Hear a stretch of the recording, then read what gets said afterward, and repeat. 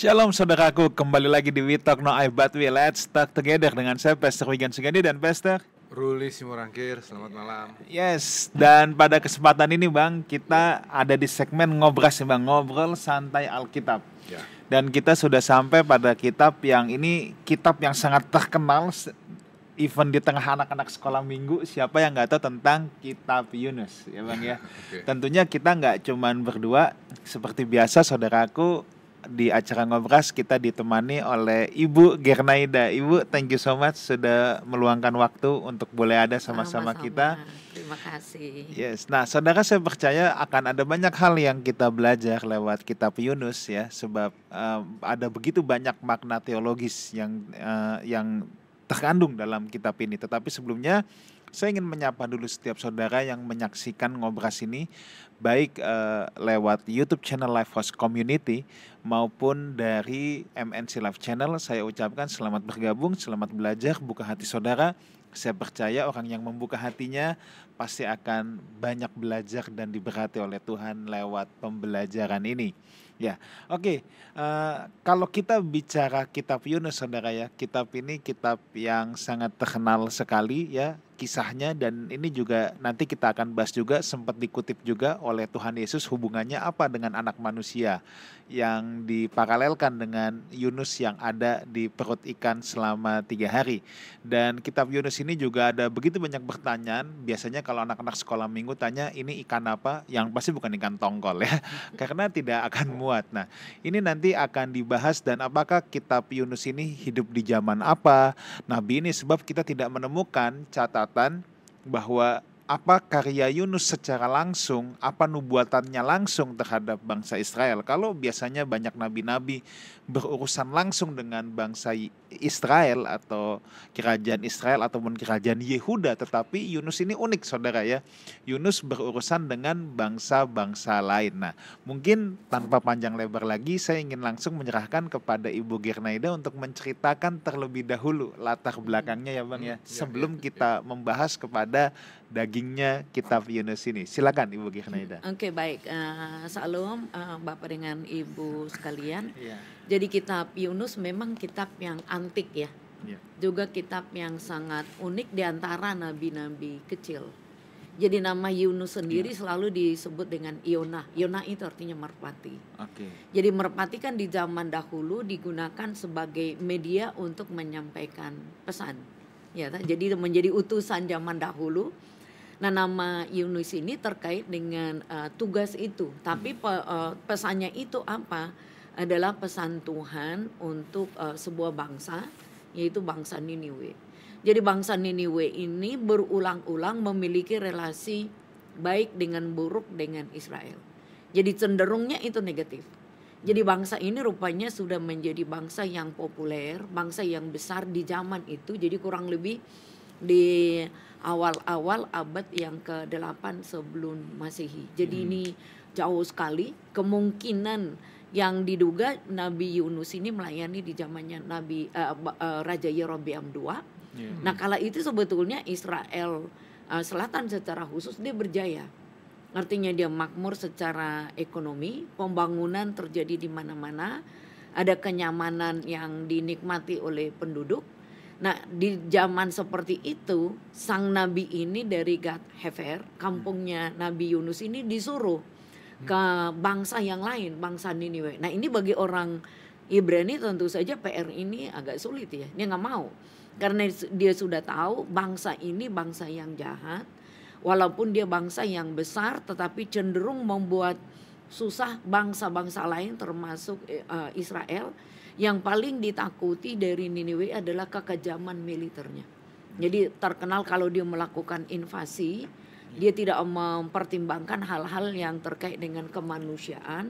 Dia bisa membinasakan manusia, demikian juga dengan harta benda dan hal-hal yang lain yang ditemui di sepanjang di mana dia invasi. Jadi kekejaman dari militer Niniwe memang sangat terkenal. Sehingga banyak orang yang antipati kepadanya, termasuk Yunus sendiri. Jadi ketika Tuhan mengatakan, Yunus kamu pergi memberitakan berita pertobatan kepada Niniwe, ya tentu saja dia menolak.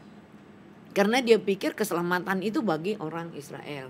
Karena Israel sebagai miliknya Tuhan. Nah, ini bangsa ini harus dibinasakan. Karena dia pelaku kejahatan dan tingkat kejahatannya itu tidak berlaku di negerinya sendiri, tetapi invasi-invasi yang dilakukannya kepada bangsa-bangsa. Jadi kehadiran dari bangsa ini cukup menakutkan bagi banyak bangsa-bangsa. Dan berulang-ulang dia melakukan penyerangan terhadap Israel. Nah, ini yang melatar belakangi pemberitaan dari Nabi Yunus sendiri. Nah, nabi ini kan termasuk nabi yang agak ingkar begitu ya. Jadi dia disuruh ke Niniwe, dia belok dulu dia. Padahal merpati tidak ingkar janji. Nah, merpati jadi bertolak belakang dengan istilahnya sendiri. Nah, tapi awalnya dia memang menolak, tapi dengan peristiwa tertentu Tuhan memaksa dia untuk balik lagi, memberitakan kabar baik yang sudah dipesankan oleh Tuhan. Nah, jadi ini Yunus melihat konteksnya Niniwe yang tidak baik, bangsa yang dihadapi ini bangsa besar dan menakutkan. Jadi dia pikir daripada dia dianggap nanti tidak mau pergi juga, tapi arahnya yang beda. Belok, dia pergi ke Tarsis begitu ya. Mungkin itu wilayah Spanyol. Sekarang, nah tetapi begitulah nabi-nabi di perjanjian lama, kalau Tuhan sudah panggil, maka dia harus memenuhi tugas dan panggilannya. Jadi apapun caranya, ya dia harus balik kepada tugas yang ditetapkan oleh Tuhan begitu ya.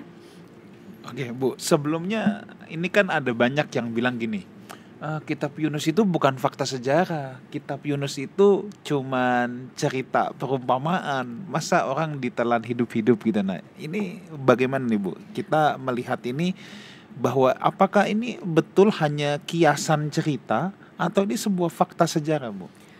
Jadi kalau kita lihat dari data-data di Alkitab kan zamannya Nabi Yunus ini jelas. Pada zamannya Yerobeam, yang disebut dengan kota Niniwe itu benar-benar ada. Dan kemudian juga pelabuhan dari Yope itu masih ada sampai sekarang. Artinya kota pelabuhan itu masih ada, Tarsis juga masih ada. Jadi kota-kota yang disebutkan kalau dia hanya dongeng atau mitos, itu kelihatannya agak sulit. Mengapa? Karena ada data-data geografis, ada data-data yang historis memang cocok, yang cocok di zaman daripada Nabi Yunus. Jadi memang agak, walaupun ada kecurigaan dari beberapa ahli begitu ya. Nah, tetapi dari data-data itu ada, dan konteks laut yang disampaikan itu adalah memang laut yang seringkali juga ada badai. Jadi dia tidak sepi dari badai besar. Nah, sehingga pengungkapan di dalam kitab Yunus itu jelas-jelas memperlihatkan ada data-data historis dan ada data-data lokasi geografi yang disampaikan. Jadi ada penemuan arkeologi juga. Betul. Dilakukan oleh Felix Jones, menunjukkan bahwa memang kota ini pernah ada. Bahkan lokasinya juga jelas di dekat Mosul. Betul. Orang-orang Yahudi sendiri juga kalau saya baca juga meyakini kisah ini adalah sejarah ya. Dari Flavius Josephus juga menulis di Antiquities Yahudi juga dia tulis bahwa ini sejarah ya. Betul terjadi. Dulu Bu, waktu saya kuliah sama Ibu, kita pernah ngomong tentang kitab Yunus ini. Kalau Ibu ingat waktu itu dijelasin apa sih makna dimakan ikan itu. Ada yang Ibu ambil dan ternyata pada akhirnya kesimpulannya adalah bahwa dia apa gitu Bu. Ibu ingat gak itu? Oke, jadi kalau di narasi ini kenapa menjadi menarik juga bagi anak-anak begitu. Memang hanya disampaikan ikan besar. Memang kalau dilihat di dalam penemuan dunia fabel gitu, dunia binatang, memang sampai sekarang masih banyak ikan ekstra besar dengan ukuran dengan ukuran besar. Jadi artinya ikan ini adalah sesuatu yang mudah ditemui di laut, apalagi laut dalam. Nah, jadi kalau kita lihat apa yang dilakukan oleh Yunus ini kan adalah sebuah kesadaran ya, ketika badai ada, dan semua penumpang di dalam kapal itu berseru kepada Tuhannya masing-masing. Nah itu berarti kan ada, kitab ini mau menggambarkan bahwa kosmos alam itu dikendalikan yang maha kuasa, dikendalikan oleh Allah. Dan Yunus sendiri sadar, oh ini adalah kesalahan saya rela untuk dihukum, dan hukumannya itu adalah dilepaskan ke laut begitu ya. Nah memang Alkitab mengatakan ada ikan besar yang menelan dia, dan Yunus menyampaikan di dalam 3 hari itu dia ada di dalam perutnya ikan. Begitu, memang ada banyak spekulasi bagaimana mungkin dia bisa hidup di dalam rongga perut itu dan seterusnya, bagaimana dia akan kekurangan oksigen dan macam-macam.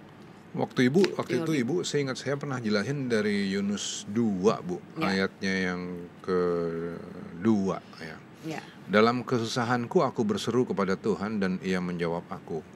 Dari tengah-tengah dunia orang mati, aku berteriak dan Kau dengarkan suaraku. Jadi waktu itu seingat saya itu Ibu menjelaskan bahwa sebetulnya itu ada cara Yahudi untuk menjelaskan bahwa Yunus mati. Oh ya, jadi dunia orang mati itu kan sama dengan Sheol ya. Jadi dunia di mana manusia tidak bisa melakukan aktivitas, atau di mana dunia itu digambarkan sebagai sebuah kegelapan, dunia yang sulit untuk dideskripsikan.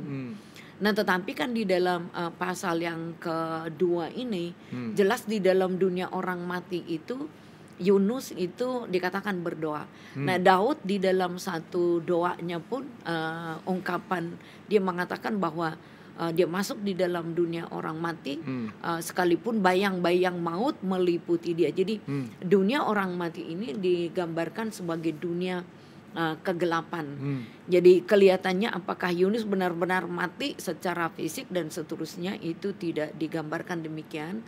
Nah, tetapi bagaimana di dalam perutnya ikan ini dia memperlihatkan bahwa itu dunia kematian bagi Yunus, tidak ada harapan, tidak ada tanda-tanda kehidupan, dan ya waktunya buat dia adalah satu pilihan, yang mati. Tidak mungkin dia akan bertahan di situ. Tetapi yang digambarkan oleh Yunus sendiri dengan kekuatan dari Tuhan, dengan perkenanan daripada Tuhan, ikan itu memuntahkannya. Nah, jadi kenapa di kemudian hari ikon daripada ikan itu selalu digambarkan menjadi keselamatan. Jadi dari perutnya ikan inilah Yunus menikmati keselamatan dari Tuhan. Nah, tadi dia gagal untuk melaksanakan tugas yang dipercayakan oleh Tuhan.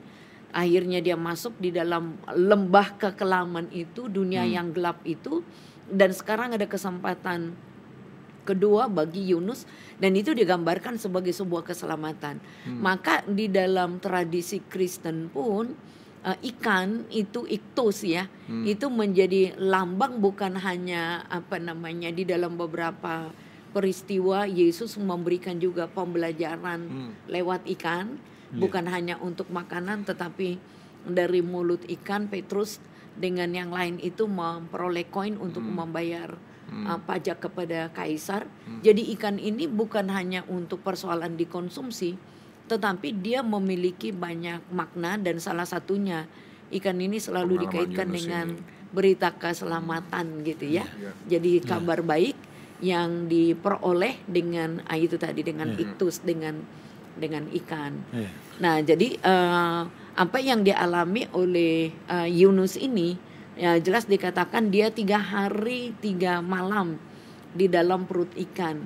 Nah, Yunus berdoa di sana, dan ini menjadi tipologi daripada Kristus sendiri untuk menggambarkan kematian daripada Kristus berdiam di dalam perutnya bumi, artinya dimakamkan dan mengalahkan maut, mengalahkan kematian. Dulu Pastor Wigan waktu saya kuliah itu, zamannya Buger, penjelasan Buger ini barusan ini luar biasa ngebuka mata saya. Saya waktu itu nyimpulinnya jadi begini. bahwa kalau mengenai perut ikan itu memang ada penelitian yang dibuat sama orang bahwa sebesar-besarnya paus manusia nggak bisa masuk ke dalamnya. Nah, itu menjadi polemik sih, ikan seperti apa ini yang nelen Yunus gitu ya. Tapi penjelasannya Bu Ger waktu itu saya garis bawahin menjadi begini. Mari kita nggak berpolemik tentang ikan apa yang makan Yunus. Tapi mari kita berpikir bahwa apa yang ditulis oleh Yunus ini adalah bahwa setelah dia dilempar ke laut sama kapten kapal, kemudian dia masuk ke dalam dunia orang mati yang kita nggak bisa jelasin seperti apa dunia orang matinya. Tapi kemudian secara ajaib pada hari yang ketiga Tuhan bangkitin dia lagi di pinggir pantai. Nah setelah itulah maka Yunus baru mulai masuk dalam pelayanan, kembali kepada panggilannya. Di situ sih yang waktu itu saya kebuka, oh iya ya gitu. Bang, saya nih mau mendiskusikan dengan Ibu Girneda satu pertanyaan praktis nih, Bang. Dari kisah Yunus. Kalau kita balik Bu ke Yunus pasal yang pertama ya. Ini dikatakan di ayat yang keempat kelima, waktu ada badai besar ya, semua jadi takut. Ini di ayat 5 Yunus dengan santai turun ke ruang kapal paling bawah, berbaring di situ lalu tidur dengan nyenyak. Seakan dia tahu nih, nggak ini badai karena dia nih yang coba lari dari panggilan Tuhan. Nah, kemudian pertanyaannya, kisah Yunus ini Bu, secara praktis, secara aplikatif, saya sering sekali mendengar bahwa jangan lari dari panggilan Tuhan. Ntar lu kayak Yunus, orang nggak bakal bisa lari. Nah, pertanyaannya, sebenarnya manusia itu bisa gak sih lari dari panggilan Tuhan, Bu? Ya, jadi salah satunya adalah Yunus ya. Jadi dia lari dari panggilannya. Iya.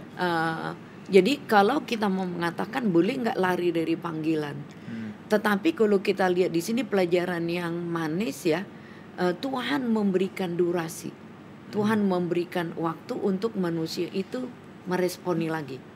Artinya di sini Yunus kan memperoleh kesempatan kedua. Seringkali di dalam kehidupan praksis kesempatan kedua itu sudah diberikan, tetapi cuek lagi gitu ya, dia tidak mau meresponi. Jadi Yunus ini memberikan pelajaran kepada kita bahwa dia menolak panggilan ilahi dengan caranya sendiri. Jadi seolah-olah dia mengikuti panggilan itu tapi beloknya beda. Jadi Tuhan panggilkan dia ke Niniwe, dia perginya ke Tarsis. Jadi meresponi panggilan juga mungkin kadang-kadang Tuhan maunya A untuk seseorang tapi dia pergi ke tempat yang lain. Nah, Tuhan punya cara enggak untuk membalikkan. Nah, di sini Tuhan punya cara. Nah, tetapi tergantung lagi kehendak daripada orang yang dipanggil ini. Nah, kebetulan di sini Yunus memberikan respon yang baik. Tapi masih marah juga. Gitu ya. Jadi contoh ini kan adalah nabi yang ngeyel gitu kan. Jadi ketika dia memperoleh kesempatan kedua setelah badai yang besar itu memang juga pelajaran yang manis ya. Yunus tahu nggak kalau badai itu datang karena kekeliruannya dia atau ketegaran hatinya? Ya dia tahu, makanya dia tenang aja, cuek aja gitu. Sampai orang semua sampaikan, wah kok kamu gitu udah mau mati, kok kamu masih bisa santai aja, ya kan? Jadi peringatan-peringatan itu datang dari eksternal, juga datang dari pengalaman sehari-hari, atau juga mungkin dari orang lain yang mungkin di sini kan mereka belum tentu menyembah Yahweh ya, orang-orang yang ada di situ, tapi dia tahu ini pasti ada sesuatu yang salah nih. Nah, masa kan kamu tenang aja? Makanya dia ngaku, oh ini gara-gara saya, oke, dibuang. Nah, kesempatan kedua itu diresponi secara apa? Faktanya Yunus juga responnya nggak serius juga kan? Kenapa? Ketika dikatakan pergi lagi ke Niniwe untuk menyampaikan pertobatan, pergi sih. Cuman harapannya, motifnya apa? Dia naik ke bukit berharap dihukum. Niniwe-nya, ya kan? Jadi bukan tugasnya kan menyampaikan kabar keselamatan, tapi ekspektasi daripada Yunus hukuman. Nah, makanya ketika dihukum dia marah, ya kan? Jadi nolak lagi kan? Wah, saya harapkan ini dihukum. Kenapa? Di mana keadilan Tuhan? Keadilan Tuhan itu ternyata berbeda dengan penghakimannya. Jadi katakan, wah ini nggak adil nih. Tapi kan dia memberitakan berita pertobatan toh. Ya. Ternyata diresponi oleh raja, penduduk bahkan binatang-binatang. Ya. Tapi nggak suka ya Nabi Yunusnya sendiri. Maka Tuhan memberikan. Jadi di sini Tuhan itu maha sabar ya. Maka dia diberikan pengalaman yang spektakuler, pohon jarang. Ternyata yang numbuh dengan cepat, dia boleh bernaung di bawahnya. Tapi pohon itu tiba-tiba menjadi layu. Dia marah juga kan. Nah, jadi pelajaran yang manis bagi si pemberita maupun yang diberitakan ini, kita bisa sama-sama belajar. Kita belajar dari penolakannya Nabi Yunus juga. Nah, kita juga belajar dari Niniwe juga. Jadi bangsa sejahat apapun, kalau dia berubah, dia bertobat, Tuhan juga menyatakan belas kasihnya. Tapi si sang nabi ini juga perlu juga belajar juga begitu ya. Dia dikasih pohon jarang, artinya benda yang kecil ini, benda yang sederhana, Tuhan pakai untuk mengajar nabi, bukan Niniwe. Nyata bahwa itu pun ciptaan Tuhan, yang Tuhan bisa tumbuhkan, Tuhan juga bisa ambil. Lah bagaimana dengan bangsa yang besar kalau bertobat, bagaimana Tuhan tidak sukacita, tapi nabinya yang tidak bersukacita. Saya mau balik dulu Bu ke penjelasan Ibu di awal. Ini ada satu latar belakang cerita yang luar biasa di dalam cerita Niniwe. Yaitu cerita Niniwe ini bicara tentang hati Tuhan, hati Allah, yang nggak kepingin satu orang pun binasa. Itu kan sebetulnya kan di situ kan, sebelum kita ngomong ke ikan paus, ke Yunusnya sendiri, Niniwe dan lain-lain. Ini kan ada suatu Allah yang hatinya begitu luar biasa, begitu ya Bu. Nah, di sini kontras sekali Bu, hati Allah dengan egoisme bangsa-bangsa, juga egoisme dari agama.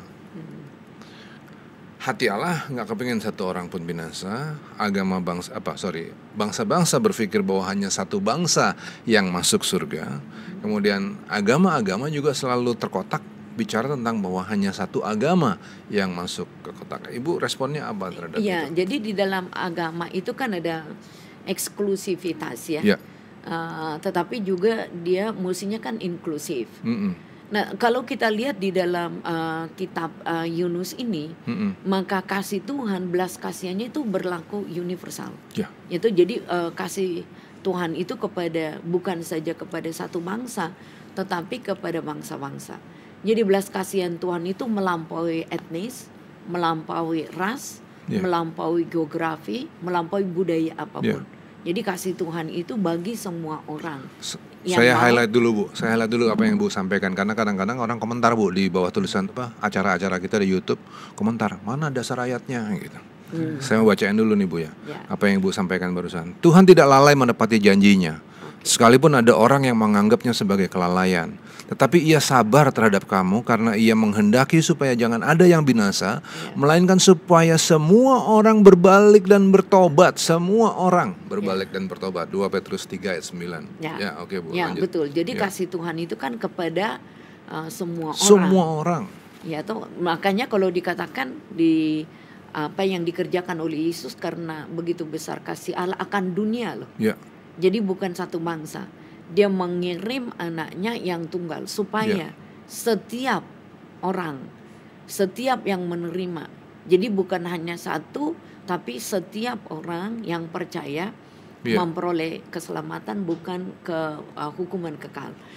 Kalau seandainya kita belajar dari Yunus, panggilan Israel, kalau kita teropong lagi kepada Bapak Abraham, ungkapan olehmu semua bangsa diberkati.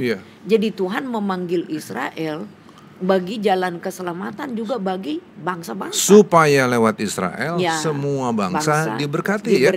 Jadi Tuhan selalu bicara tentang sesuatu yang sifatnya global betul. Luas, plural. Sedangkan ketika bicara tentang bangsa-bangsa, seringkali jadi terkakak, jadi kaku pada seolah-olah hanya Israel bangsa pilihan, hanya Israel yang pantas terima segala macam berkat dan lain-lain ya Bu ya. Di sini yang menjadi pesan yang luar biasa dari kitab Yunus. Ya, jadi Ya. panggilan itu eksklusif memang untuk Israel. Betul. Benar. Betul. Tapi tugasnya Israel menjadi berkat bagi semua bangsa. Supaya melalui Israel semua Ya. bangsa diberkati. Betul. Gitu ya. Oke, ya. Nah, jadi jangan terbalik kalau Yunus kan merasa wah Israel satu-satunya umat yang mesti diselamatkan. Ya. Yang lain tidak. Dia lupa bahwa tugasnya Israel adalah menjadi berkat bagi bangsa-bangsa. Ya. Kan sering kalau di dalam obrolan hari-hari, Bu, misalnya ditanya, kenapa ya pemenang Nobel kebanyakan orang Israel? Jawabannya, karena mereka bangsa terpilih. Kenapa mereka yang punya banyak uang dan lain-lain ya, bangkir-bangkir dan pengusaha? Karena mereka orang terpilih. Begitu terus, Bu. Ya. Begitu terus. Padahal kitab Yunus ini bicara tentang hati Allah yang mau menyelamatkan seluruh orang melalui bangsa pilihan. Betul. Gitu kan. Betul. Jadi mungkin kalau dia menemukan sesuatu tapi exercise-nya kan banyak juga ya. Jadi latihan-latihan juga. Jadi artinya panggilan itu kan harus diresponi secara positif, secara baik. Dan potensi harus dikembangkan. Jadi bukan berarti dia pasif gitu ya. Ketika dia terima janji Tuhan, lalu dia otomatis menikmati tanpa sendiri. Menikmati sendiri enggak. Tapi kan dia harus melakukan tugas dan tanggung jawabnya. Nah, jadi perjanjian itu kan harus diresponi secara aktif. Jadi tidak dengan pasif. Saya pecah dulu, Bu. Tadi kita udah bicara tentang hati Tuhan yang kepengen menyelamatkan bangsa-bangsa. Nanti kita gabung ya, Bu. Jadi hati Tuhan dulu. Berikutnya, saya ngelihatnya, Bu, dari apa yang Ibu jelaskan tadi.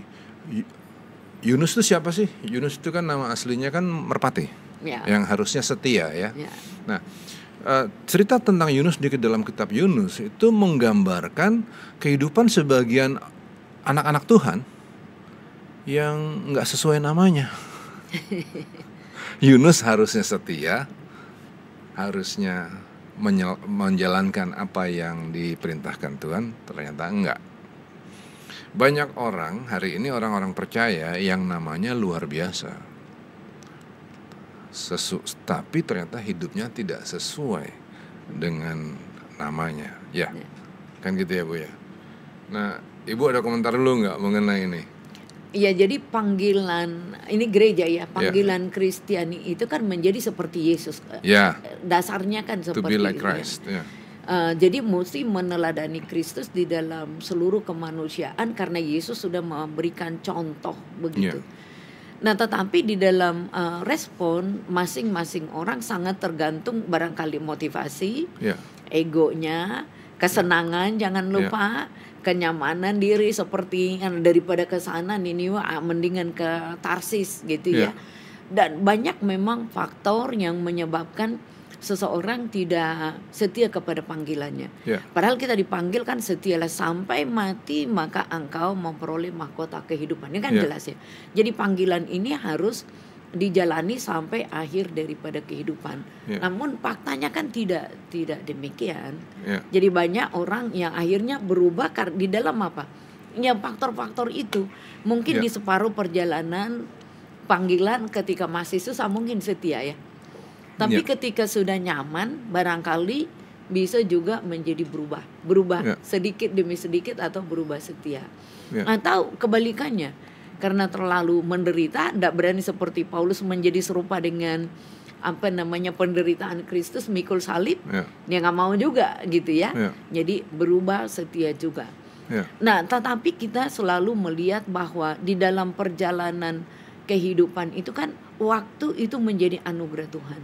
Artinya memberikan kesempatan untuk membaharui komitmen, membaharui panggilan dan membaharui kehidupan ya, supaya menjadi contoh paling tidak di dalam hidup. Disinilah peranannya Roh Kudus menuntun dan membimbing orang percaya, kan begitu ya. Saya kembali antara dua tadi, Bu. Hati Tuhan luar biasa mau menyelamatkan semua orang. Terus kemudian kita tadi juga bicara tentang ego bangsa-bangsa, ego agama. Terus kita juga bicara tentang bahwa ternyata banyak orang percaya yang pakai nama-nama iman, tapi ternyata tidak hidup secara beriman. Nah, saya gabung-gabungin nih, Bu, semuanya. Ketika kita mau bicara bahwa hati Allah yang sebesar itu dan kita harus kasih contoh, tapi kemudian kita merasa bahwa seolah-olah atau kita menjadi bukan pluralis, Bu, bukan inklusif, tapi menjadi eksklusif. Apakah kita bisa menjadi contoh? Jadi maksudnya kita harus melihatkan panggilan yang eksklusif itu adalah di dalam nama Kristus. Yes. Itu kan sangat eksklusif. Yeah. Jalan keselamatan jelas hanya di dalam Kristus. Tapi tugas kita kan pergilah ke semua bangsa. Amin. Bahkan Markus mengatakan ke segala makhluk. Yeah. Jadi itu kan universalitas daripada panggilan itu sangat besar sekali. Yeah. Nah, artinya kasih karunia Tuhan ini bagi semua bangsa. Yeah. Jadi kita mesti bisa membedakan panggilan kita di dalam karya keselamatan itu sangat eksklusif di dalam Kristus, tapi tugasnya itu global. Yeah. Kepada seluruh bangsa dan seluruh makhluk. Jadi Mesias itu datang kan bagi semua orang, bukan bagi kita saja. Jadi harus dipilah yang mana ini yang menjadi besar atau yang seluruhnya, di mana yang menjadi bagian kita dan panggilan kita. Seperti panggilan Israel kan, Bu? Ya. Mereka dipilih sebagai bangsa supaya melalui mereka semua bangsa diberkati. Ya. Sama orang percaya dalam nama Yesus, dalam nama Kristus, mereka dipanggil supaya menjadi berkat. Jadi memang panggilannya itu eksklusif ya, Bu. Tapi jangan lupa eksklusivitasnya itu adalah untuk menjadi terang, menjadi garam untuk seluruh makhluk, Ibu tadi ya, udah mengutip dari Markus. Kan begitu.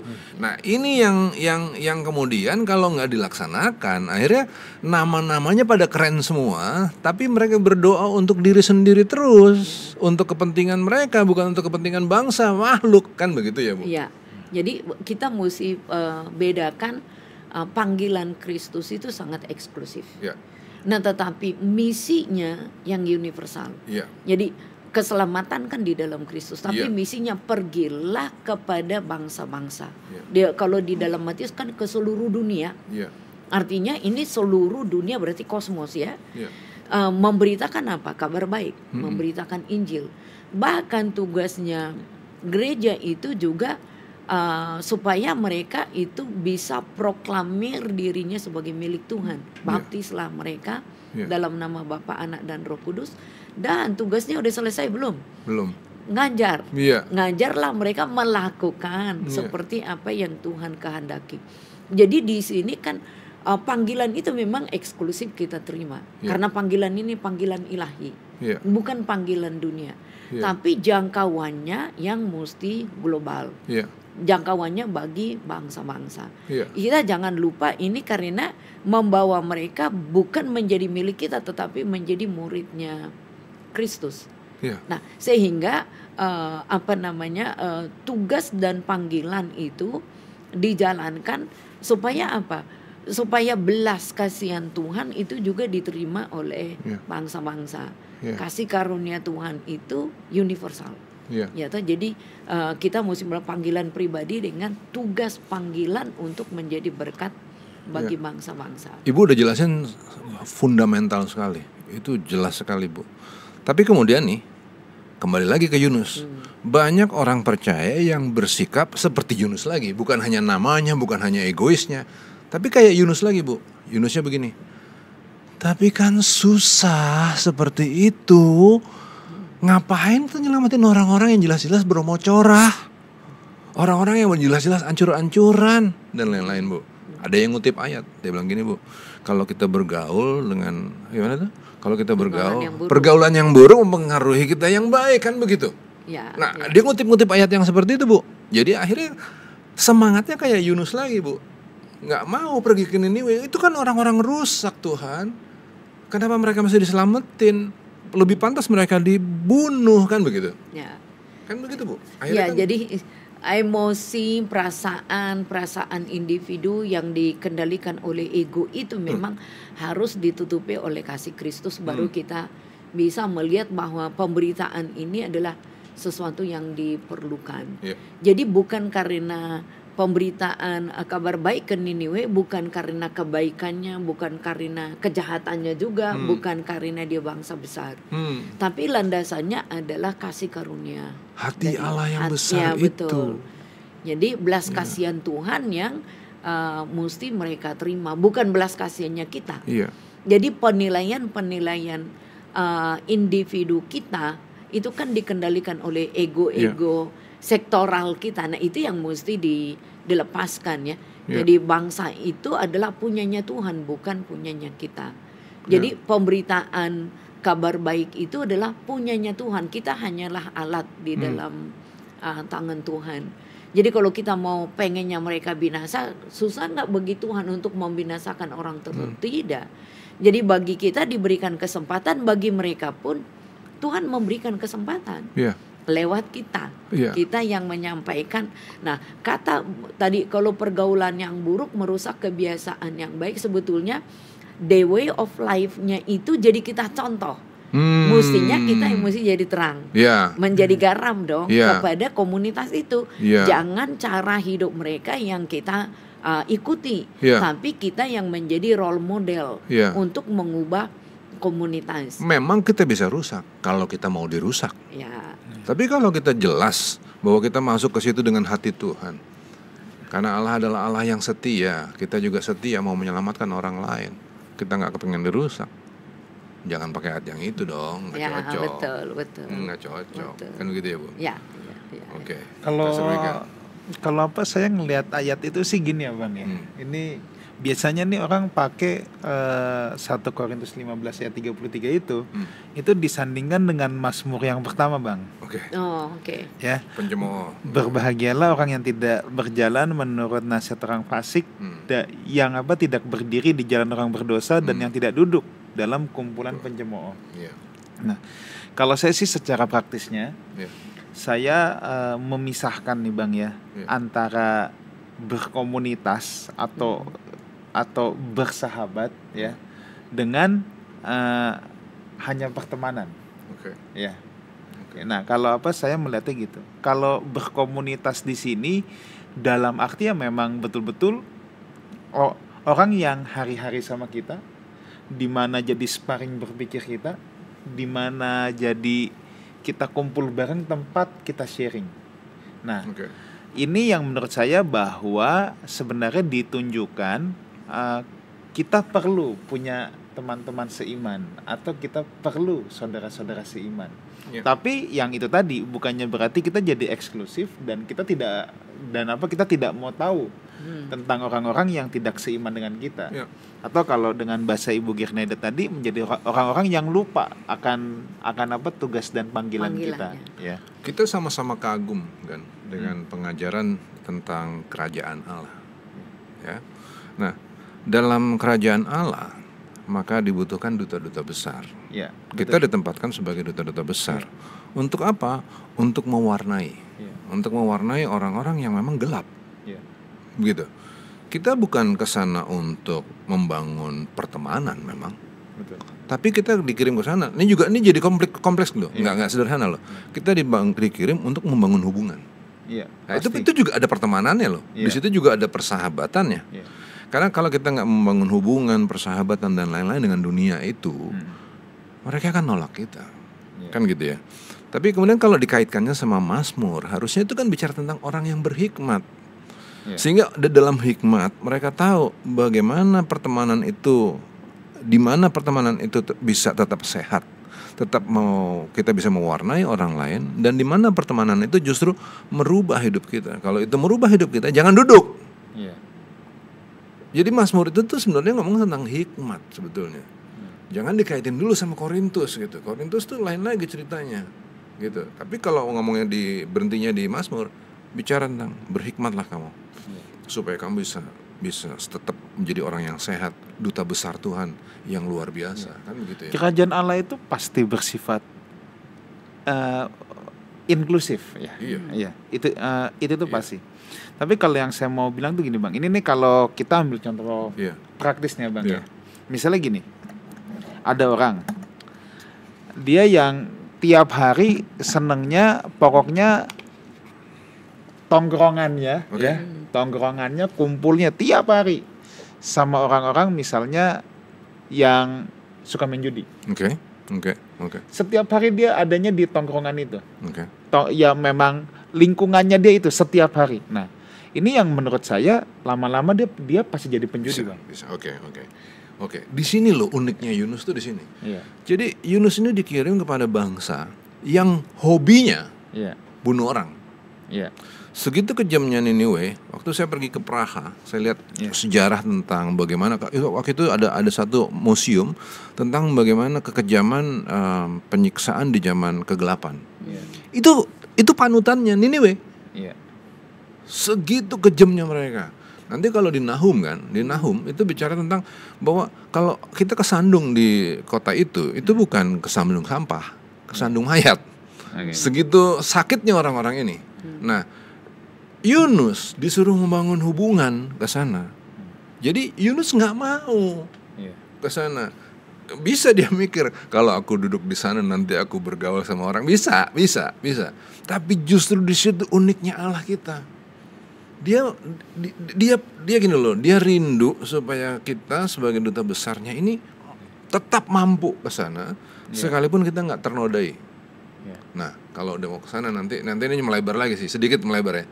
Perintah Tuhan yang paling jelas adalah tentang bahwa orang-orang percaya harus belajar. Shema Yisrael Adonai Eloheinu Adonai Echad. Belajar. Ketika kita belajar, kita menjadi orang yang pandai menjadi berhikmat, kita menjadi duta besar yang bisa dikirim ke tempat yang jahat. Pasukan perdamaian Indonesia dikirim loh kemana? Ke tempat perang di Israel. Ya kan? Mereka bisa luka, bisa segala macam di sana, tapi di sana mereka untuk menjaga perdamaian. Di tempat yang udah kusut setengah mati. Itu duta-duta besar tuh yang begitu-begitu. Nah, sekarang saya combine ya, Bang. Sebab saya harus melihat dari sisi pastoral juga nih. Iya. Nah, dalam konteks Yunus adalah gini, Yunus dipersiapkan, Yunus diutus Tuhan. Iya. Nah, ketika ada pengutusan itu harus. Nah, dalam konteks yang saya bicara tadi itu gini, Tuhan gak utus dia ke sana, memang dia senengnya aja. Oke. Iya, nongkrongnya tiap hari di tempat pelacuran. Aduh, ya oke, ngerti. Tahu ya? Ngerti. Di sini memang kita perlu hikmat. Oke, ngerti. Kalau tadi saya ngelanjutin dari apa yang Bu Ger juga bilang. Bu Ger tadi ngutip tentang amanat agung loh. Kita dikirim sama waktu itu Yesus sudah bukan lagi manusia, dia sepenuhnya Tuhan.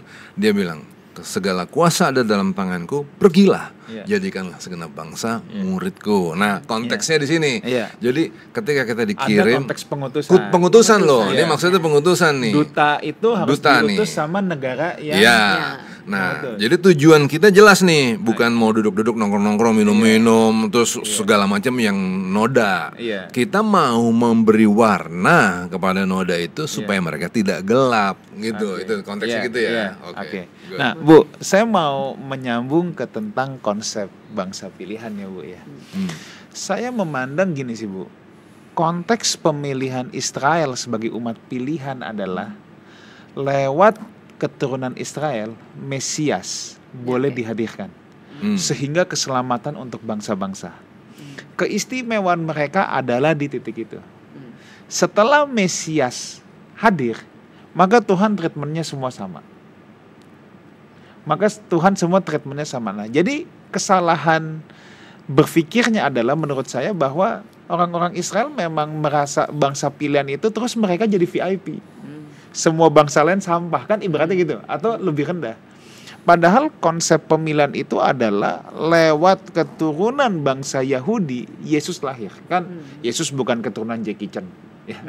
Makanya kita bisa melihat di situ di Yohanes pasal 8 misalnya. Kebanggaan orang-orang Yahudi itu kan bahwa mereka keturunan Abraham. Sama Tuhan Yesus malah diskakmat, kan? Kamu anak Abraham. Kamu tidak melakukan apa yang Abraham lakukan. Yang kamu lakukan adalah keinginan bapakmu. Malah dikatakan anak setan kan, sama apa Tuhan Yesus kan. Yohanes 8 ayat 14. Iblislah yang menjadi bapakmu. Lantas kalau kita lihat lagi Rasul Paulus dalam Roma 11 misalnya. Israel sebagai peringatan. Ya, betul. Iya ya.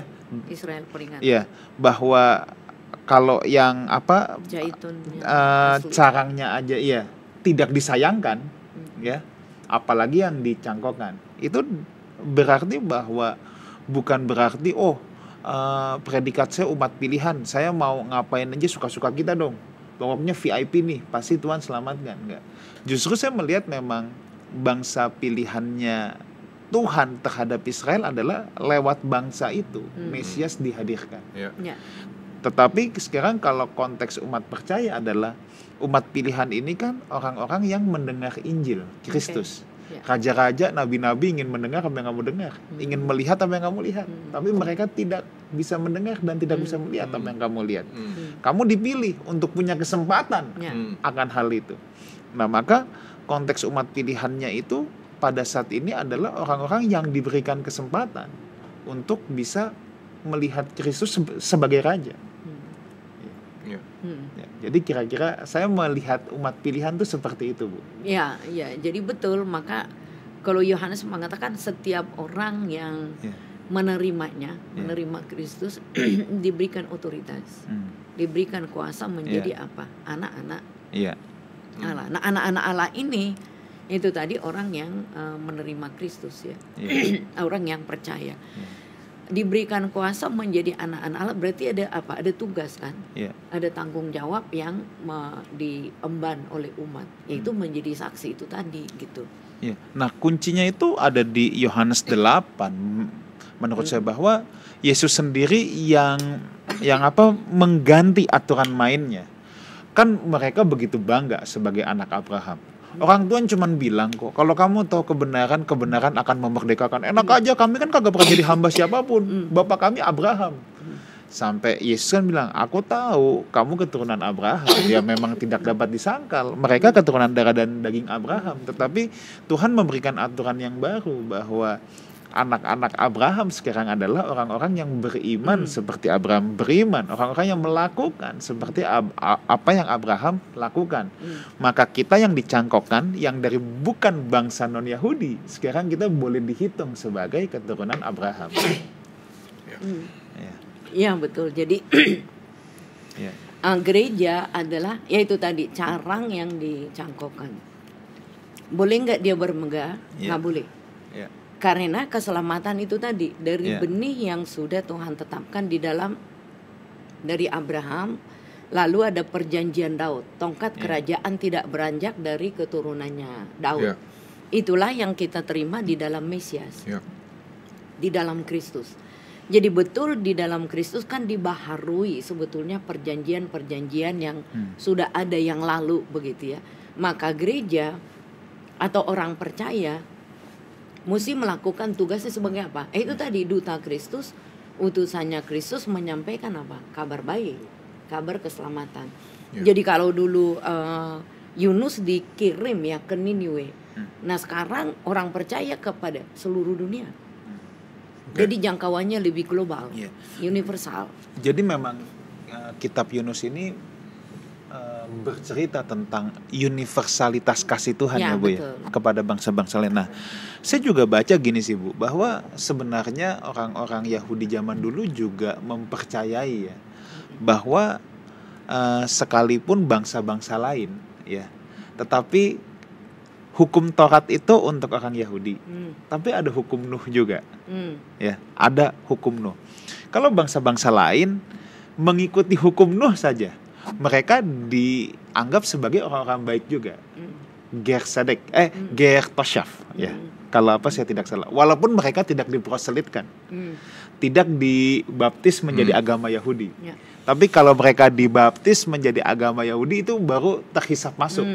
Walaupun dari orang luar, itu baru disebut sebagai Ger Sadek. Nah, jadi sebenarnya dalam pemahaman itu pun universalitasnya bahwa kasih Tuhan, keselamatan untuk bangsa-bangsa lain itu sebenarnya sudah dipahami sejak zaman dulu.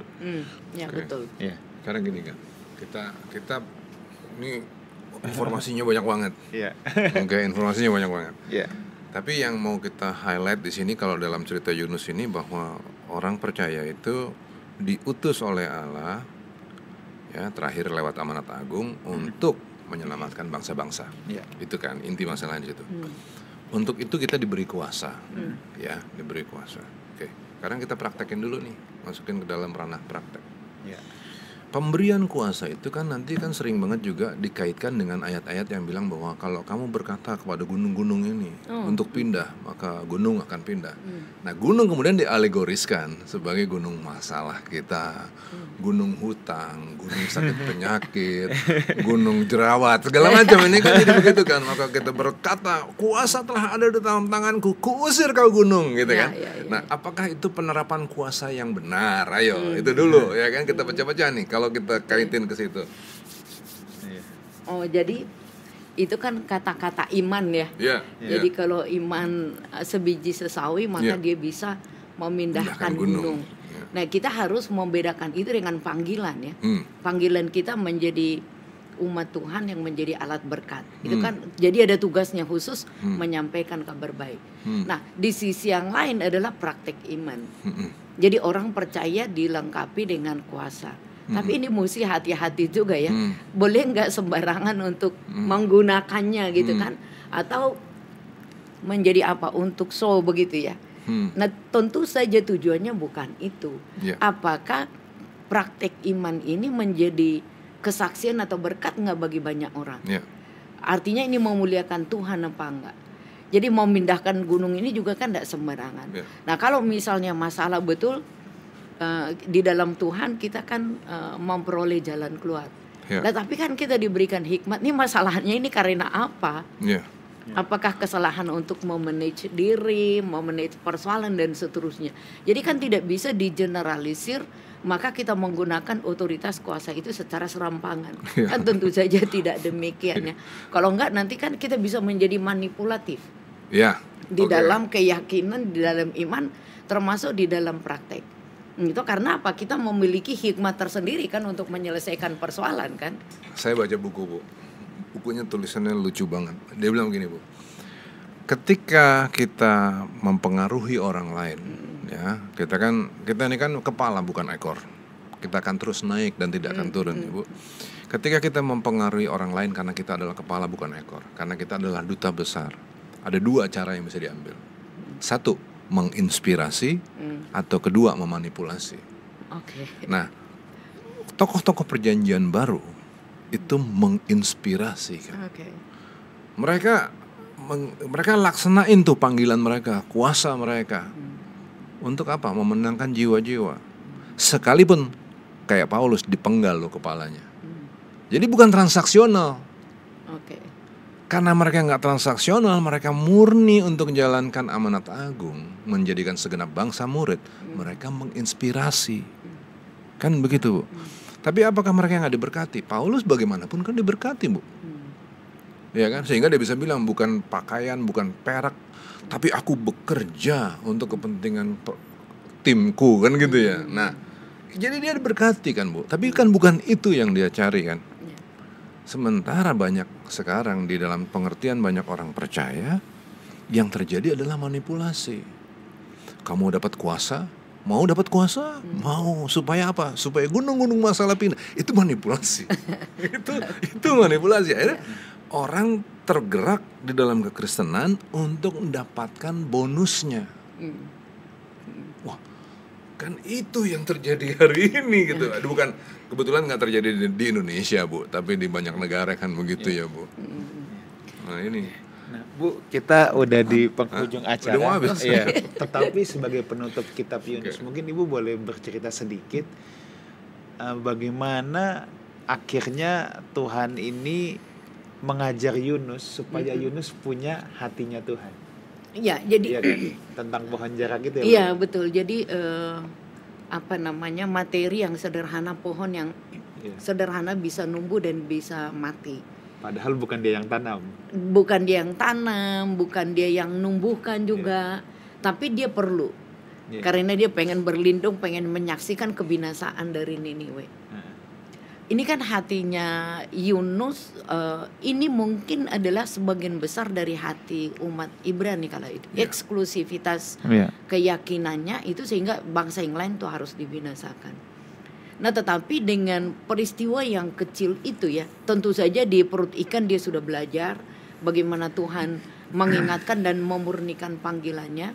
Tetapi dengan perkara yang kecil itu, artinya pohon jarak yang begitu aja dia udah bisa rasa kehilangan, rasa marah dan seterusnya, apalagi bangsa yang demikian besar, yang adalah umatnya Tuhan, miliknya Tuhan. Jadi Tuhan mengajarkan dia dengan perkara yang sederhana, dengan hal-hal yang ada di dalam kehidupan, begitu ya. Jadi Yunus ini perlu dibangkitkan belas kasihannya. Jadi kalau Tuhan berbelas kasihan kepada bangsa yang besar, nah bagaimana Yunus dengan pohon jarak ini? Ini aja artinya dia nggak pokoknya yang dikehendaki itu adalah kebinasaan dari orang lain. Jadi Tuhan mengajarkannya dengan perkara kecil. Jadi memang ya kadang-kadang kita mesti refleksi ya. Misalnya contohnya, setialah di dalam perkara kecil, hal-hal yang kecil, maka yang besar itu akan dikerjakan. Nah tetapi kalau yang kecil ini aja, pohon jarak aja, dia nggak bisa membuka belas kasihan, apalagi yang besar. Jadi hati yang berbelas kasihan itu memang penting di dalam pelayanan. Kalau kita tidak berbelas kasihan, pelayanan itu menjadi yang itu tadi ya.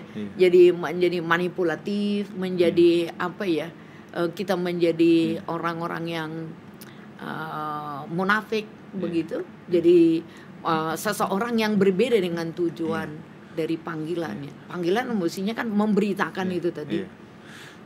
Saya ini secara simpel melihat ini bahwa Tuhan kasih perbandingan dengan pohon jarak yang kecil. yang Yunus tidak tanam aja dia bisa sayang gitu. Nah, memang aplikasinya dalam pelayanan bahwa saya mempercayai bahwa ketika kita melayani Tuhan, kita tuh harus bisa memandang kayak Tuhan memandang jiwa-jiwa itu. Betul. Kita harus punya hatinya Tuhan. Kalau enggak, kita cuma formalitas agamawi doang.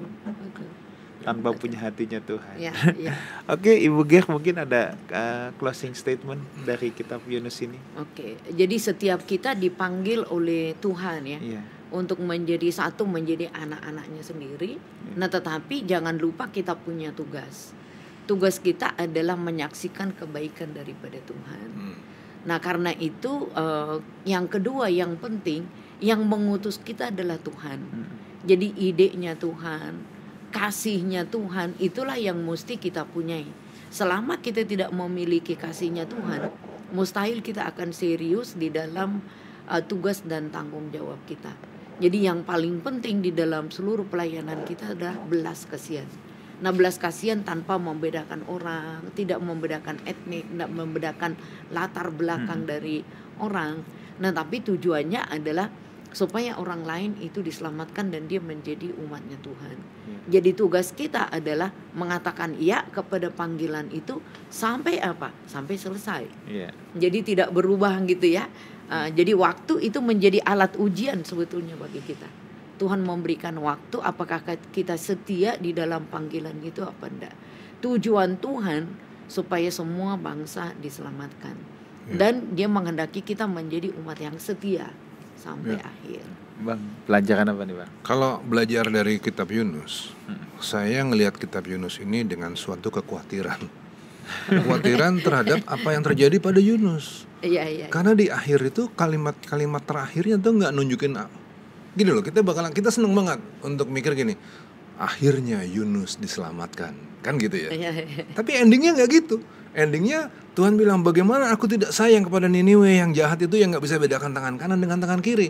Apa yang terjadi sama Yunus? Nggak tahu. Dia yang pernah nakal, dikasih kesempatan kedua sama Tuhan, dibawa dari kematian, dikembalikan hidup. Dia sempat kembali ke dalam pelayanan, tapi pelayanannya ini juga kemudian mengharapkan orang dihukum, kemudian ditegur sama Tuhan, dan akhirnya kita nggak tahu apa yang terjadi sama Yunus. Kiranya ini mengingatkan kita bahwa panggilan kita dipilih, kita diberikan eksklusivitas supaya kita menjadi terang bagi banyak orang, kita menginspirasi orang lain. Hidup kita bukanlah hidup yang transaksional. Hidup kita memang hidup yang diberikan untuk banyak orang. Iya.